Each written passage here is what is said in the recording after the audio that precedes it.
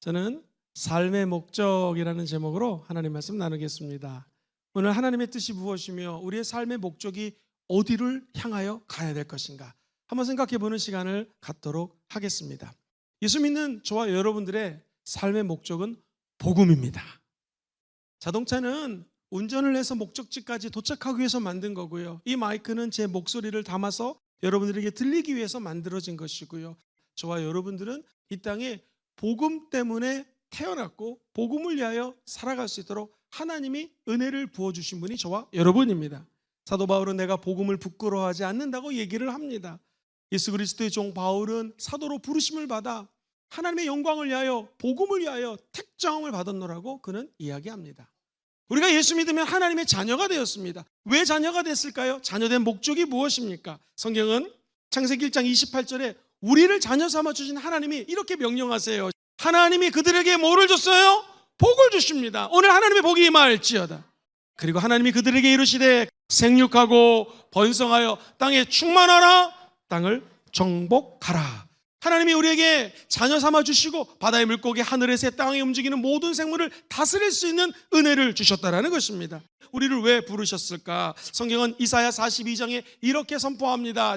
나 야훼가 의로 너를 불렀은즉 내가 내 손을 잡아 너를 보호하며 너를 세워 백성의 언약과 이방의 빛이 되게 하시리니. 우리가 하는 일이 있어요. 사업을 하시는 분들 왜 사업이 잘 되게 하실까요? 공부하는 학생들 왜 우리가 공부할까요? 가정주부들 왜 우리가 가정에서 아이들을 양육하고 남편을 돕거나 가정일을 하는 것일까요? 성경은 이야기를 합니다. 창세기 12장 3절에 보면 너를 축복하는 자에게는 내가 복을 내리고 너를 저주하는 자에게는 내가 저주하리니 땅의 모든 족속이 너로 말미암아 복을 얻을 것이라 하신지라. 하나님의 복을 받아서 하나님이 저와 여러분들의 이 받은 복을 누리고 나눠주기 위하여 우리를 불렀다라는 거예요. 사업을 하는 목적, 잃어버린 영혼들을 위하여 그 복을 나눠주라는 것이죠. 공부하는 학생은 공부해서 남주라는 것입니다. 운동을 하는 사람들 전문적으로 또는 예술을 하시는 분들 운동과 예술을 통해서 하나님 나라를 확장하고 잃어버린 영혼들에게 하나님의 거룩한 감동을 끼치라는 것입니다. 우리 순복음 금종교회 성도님들이 내가 왜 이 땅에 살며 나는 어디로 가는 것일까 고민할 때 한번 입술을라도 이렇게 선포해 보십시오. 내 삶의 목적은 복음입니다. 시작! 내 삶의 목적은 복음입니다 라고 선포하면 신기한 일들이 벌어지기 시작합니다. 복음을 향하여 달려가는 사람이 나다라고 할 때는요, 성경은 이야기합니다. 너희들은 먼저 그의 나라와 그의 의를 구하라. 그럼 이 모든 것들을 너에게 더해 주신다고 약속하셨습니다. 사랑하는 성도님들, 우리가 천국 가지 않습니까? 천국 가기 전에 할 수 있는 일이 있어요. 천국 가서는 절대로 못해요. 그게 바로 복음 전파입니다. 안타깝지만 예수 믿지 않는 사람들은 지옥에 갑니다. 천국에 간 우리들은 교제하지만 지옥에 간 사람들은 만날 수가 없습니다. 그래서 육신을 입고 있을 때, 즉 내가 움직일 수 있고 아직 천국 가지 않은 이 상태에서 예수님을 증거하라는 것이죠. 요한복음 20장 21절에 보면 또 예수께서 이르시되 너희에게 뭐가 있을지어다? 평강이 있을지어다. 주님 믿는 자들에게는 평강이 임하게 되어 있습니다. 아버지께서 나를 보내신 것 같이 나도 너희를 어떻게 해요? 보낸다는 거예요. 목사님 요즘에 너무 복잡합니다. 복음을 위해서 살아보십시오. 일이 잘 안 됩니다. 삶의 방향을 복음을 향해 한번 틀어보십시오. 그럼 나머지 것들이 하나님이 나에게 맡겨준 사명을 하는 거기 때문에 주님이 친히 더해 주신다는 것입니다. 오늘 특별히 목사님 내가 요즘 너무 힘든 일이 있습니다 하는 분들은요, 삶의 목적을 두 번째로 성령님과 동행하는 것으로 삶의 목적을 한번 잡아보십시오. 같이 따라해볼까요? 내 삶의 목적은 성령님과의 동행입니다. 제가 이렇게 목회를 해보니까요, 아직은 젊고 부족한 애송이 목사지만 제가 30년 가까이 전도사 목사 생활을 하면서 깨달은 것은요, 이 세상에서 제일 큰 복 중에 큰 복이 만남의 복입니다. 우리 인생이 내 마음대로 만남이 되지가 않아요. 근데 신기한 거는요, 성령님과 동행하면 성령님이 사람을 붙여주시는 거예요. 결혼할 배우자를 놓고 기도하는 청년들, 그리고 우리 자녀들이 좋은 결혼하기 원한다면 하나님의 영과 동행하시고 기도하시기를 주의 이름으로 축원드립니다. 그럼 하나님 만날 사람을 만나게 해주시는 것이죠. 성령님과 동행을 하면은요, 내가 빛이 사실은 없어요. 빛이 없어요. 성령님과 동행하면 성령의 빛이 내 안에 들어와서 어둠을 몰아내게 되는 것이고요, 다른 사람들이 우리를 볼 땐 성령의 빛을 바라볼 수가 있는 것입니다. 근데 그 3.3%의 그 소금이 물을 짜게 만드는 것처럼 우리 하나님은 저와 여러분들이 소금이 되라고 말씀하십니다. 영향력이거든요. 근데 리더십을 연구하면 연구할수록 사실 우리 인간에는 리더십이 없어요. 영향력이 없어요.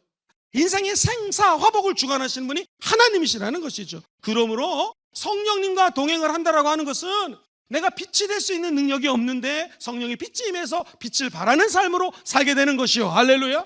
원래는 소금처럼 리더십을 행할 수 있는 영향력이 나에게는 없는데 성령과 동행하면 성령님과 함께 섬길 수 있는 능력을 부어주시고 신비한 길을 열어주신다는 것입니다. 그러므로 우리의 삶의 목적이 리더가 되고 돈을 벌고 명예를 얻고 높은 사람이 되는 것이 아니라 오늘 저와 여러분들은 그저 성령님과 동행하는 것이 내 삶의 목표입니다 라고 기도하면 하나님이 다른 문들을 열어주신다는 것이죠. 목사님, 어떻게 성령님과 동행할까요? 한번 따라해 볼까요? 단 1분만이라도 하나님과의 진정한 만남의 시간을 갖는다면 그 자체가 예배입니다. 무슨 말이냐면요, 이렇게 대회에 나와서 예배 드리는 것도 예배지만 여보 오늘 뭐 감사했어요? 오늘 이거 감사했어요. 단 1분이라도 감사하면서 하나님을 경탄에 찬 감격 속에서 감사를 드리면 그 자리가 예배 자리가 된다는 것입니다. 아침에 일어나서 눈을 뜨자마자 무릎을 꿇고 하나님 감사합니다로 시작할 때 그 1분이 하나님이 임재하는 예배 시간이 된다는 것입니다. 회사에서 힘들고 어려울 때 잠깐 화장실에 가서 또는 산책을 하면서 주님 오전에 이런 일을 했는데 이게 감사했습니다. 그리고 오늘 점심시간에 이게 감사했습니다. 오후 시간에 일을 해야 되는데 감사거리를 주시옵소서 라고 하는 감사 찾게 하는 그 순간이 우리에게는 예배가 된다는 거예요. 그래서 성령과의 동행은 결국 예배 드리는 것입니다. 근데 그 예배는 삶으로 예배를 드릴 수 있는 은혜가 예수 믿는 저와 여러분들에게는 열려있다는 것입니다. 예배 드리는 사람이 성령님과 동행할 수 있는 것입니다. 이사야서 43장 7절에 보면 우리를 왜 만들었는가? 내 이름으로 불려지는 모든 자 곧 내가 내 영광을 위하여 창조한 자를 오게 하라. 그를 내가 지었고 그를 내가 만들었느니라. 내가 하나님의 영광을 위하여 창조됐으니 내가 올바른 방향으로 성령님과 동행하게 도와주시옵소서. 이게 삶의 목적이 되면 나머지는 하나님이 다 책임져 주시는 것입니다. 자, 그렇다면 두 번째, 저와 여러분들이요 예수를 믿으면 성령님이 거하는 성전이 되었습니다. 같이 따라해 볼까요? 내 몸이 성전입니다. 그리고 각자의 가정 교회가 또 성전입니다. 교회의 목적이 뭐냐 이거예요. 우리 교회는 왜 생겼고 뭐 하는 모임이냐 라고 했을 때 두 가지 삶의 목적이 있습니다. 한번 저를 따라해 볼까요? 복음을 선포하는 곳입니다. 이 복음을 선포할 때 선포라는 단어가 헬라어로 케루스라는 단어를 쓰는데 이게 전파하는 거예요.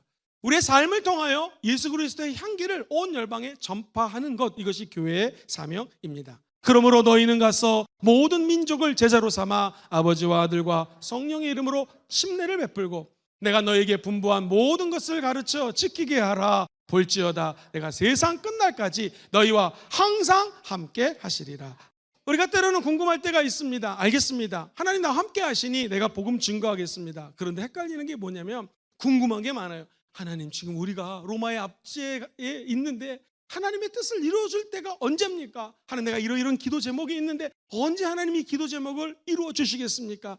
하나님의 언약은 우리가 얘기하는 것처럼 더디 이루어지는 것이 아니라 먼저 그의 나라와 그의 의를 이루면 하나님이 그때에 응답을 해 주신다는 것입니다. 그러므로 너희는 그때와 그 시간을 걱정하지 말고 오직 성령이 너에게 임하시면 권능받고 예루살렘과 유대와 사마리아 땅끝까지 이르러 증인되는 것에 초점 맞추라는 것입니다. 그래서 마가복음 1장 38절은 이렇게 묘사해요. 이르시되 우리가 다른 가까운 마을로 가서 거기서도 뭐를 해요? 전도하시리니 내가 이를 위하여 왔노라. 우리 예수님 말씀하셨어요. 우리 예수님이 이 땅에 오신 목적이 전도하러 왔다면 교회의 사명이 무엇인가? 복음 증거하는 것입니다. 하나님의 사랑을 증거하는 거예요. 사랑하는 성도님들, 누가복음 14장 23절 하나님의 말씀입니다. 주인이 종에게 이르되 길과 산울타리로 나아가서 사람을 강권하여 데려와라. 내 집을 채우라. 그렇습니다. 저와 여러분들은요 하나님의 마음을 아는 것이 우리 인생의 목적이라고 그랬죠. 우리 하나님의 마음을 베드로는 인생의 산전수전을 다 겪어보니 하나님의 마음이 이거구나 라고 깨달았습니다. 그것을 베드로전서 3장 9절은 이렇게 기록을 합니다. 주의 약속은 어떤 이들이 더디다고 생각하는 것 같이 더딘 것이 아니라 오직 주께서는 너희를 대하여 오래 참으사 아무도 멸망하지 아니하고 다 회개하게 이르기를 원하시느니라. 그렇습니다. 하나님의 마음, 모든 영혼들이 회개하여 예수 믿고 구원받는 것이 하나님의 마음입니다. 그렇다면 개인 교회도 가정 교회도 이 마음을 닮아 예수 그리스도의 복음을 끝까지 증거하는 아름다운 교회들 되시기를 주의 이름으로 축원드립니다. 성전, 교회 도대체 왜 다닐까요? 우리는 왜 예수를 믿었을까요? 교회는 기도하는 곳입니다. 시작. 교회는 기도하는 것입니다. 책 제목이 재밌습니다. 게일 슐리라고 하는 분이 통로를 찾은 사람들이라는 책을 적었는데요. 흔히들 얘기하는 성공하는 사람들은 5가지 특징이 있다는 것입니다. 첫 번째, 확실한 방향을 가졌다. 이 길로 간다는 것이죠. 두 번째, 떳떳하게 살아간다. regret, 후회가 없다고 얘기를 합니다. 그 말은 내가 떳떳하게 살았다고 얘기를 합니다. 세 번째, 오늘 할 수 있는 일을 찾아서 이거 찾잖아요. 그럼 거기에 열심히 일을 합니다. 다시 말해서 다른 사람을 비판하거나 욕하거나 저 사람 때문에 내가 안 돼가 아니라 오늘 내가 할 수 있는 일을 찾았으면 거기에 완전히 매진하는 것이죠. 네 번째, 다른 사람들이 나를 비판할 수 있잖아요. 여기에 신경을 들 수 있으면 안 쓰려고 합니다. 다섯 번째, 눈에 보이지 않는 가치, 즉 신앙생활에 중심을 둔다는 거예요.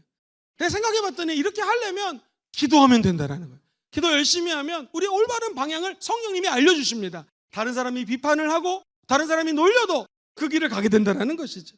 성경은 이야기합니다. 아무것도 염려하지 말고 다만 모든 일에 기도와 간구로 너희의 구할 것을 한번 따라해보세요.